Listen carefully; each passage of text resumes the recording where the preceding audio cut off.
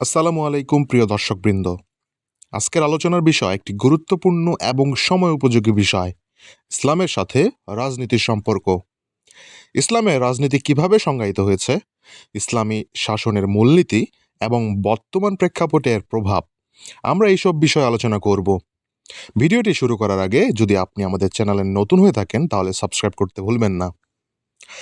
ইসলামী দৃষ্টিকোণ থেকে রাজনীতি মানে শুধু ক্ষমতা দখল নয়, বরং এটি একটি দায়িত্ব।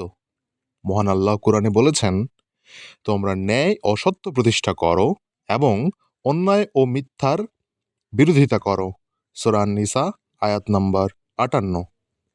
এখানে দেখা যাচ্ছে ইসলামের রাজনীতির মূল লক্ষ্য হল সুবিচার প্রতিষ্ঠা করা এবং মানুষের কল্যাণ নিশ্চিত করা। এটি একটি নৈতিক ও সামাজিক দায়িত্ব। রাসূলুল্লাহ সাল্লাল্লাহু আলাইহি সাল্লামের আমাদের জন্য রাজনীতির একটি আদর্শ রূপ দেখিয়েছেন। মদিনায় ইসলামের প্রথম রাষ্ট্র প্রতিষ্ঠা করে তিনি দেখিয়েছেন কিভাবে নেতৃত্ব দিতে হয়। মদিনা সনদের মাধ্যমে তিনি একটি বহুজাতিক সমাজে সাম্য, ন্যায় বিচার ও শান্তি প্রতিষ্ঠা করেছিলেন। এটি আমাদের শেখায় ইসলামের রাজনীতি কখনো ব্যক্তিগত স্বার্থের জন্য নয়, বরং জনগণের কল্যাণের জন্য। ইসলামী শাসন ব্যবস্থার মূলনীতিগুলো হলো: নাম্বার ১, তাওহীদ বা আল্লাহর একত্ববাদ প্রতিষ্ঠা। নাম্বার ২, শরিয়া অনুযায়ী আইন ও শাসন। নাম্বার ৩, ন্যায় বিচার ও মানবাধিকারের সুরক্ষা। নাম্বার ৪, দায়িত্বশীল নেতৃত্ব ও জনগণের মতামতের মূল্যায়ন। এই নীতিগুলো আমাদের শিখায় যে রাজনীতি শুধু ক্ষমতার লড়াই নয়, এটি একটি ইবাদতও হতে পারে। বর্তমান বিশ্বে অনেকেই ধর্ম ও রাজনীতিকে আলাদা করে দেখতে চান, তবে আমরা যদি ইসলামের ইতিহাস দেখি বুঝতে পারব ধর্ম ও রাজনীতি একে অপরের পরিপূরক।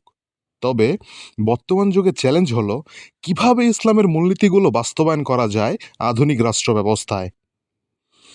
ইসলামী রাজনীতি কখনো হিংসা, ঘৃণা বা অরাজকতাকে সমর্থন করে না। এটি মানুষকে ঐক্যবদ্ধ করে এবং উন্নতির পথে নিয়ে যায়। প্রিয় দর্শক, ইসলামের সাথে রাজনীতির সম্পর্ক একটি গভীর বিষয়। এটি আমাদের শিখায় কিভাবে সমাজে শান্তি ও সুবিচার প্রতিষ্ঠা করা যায়।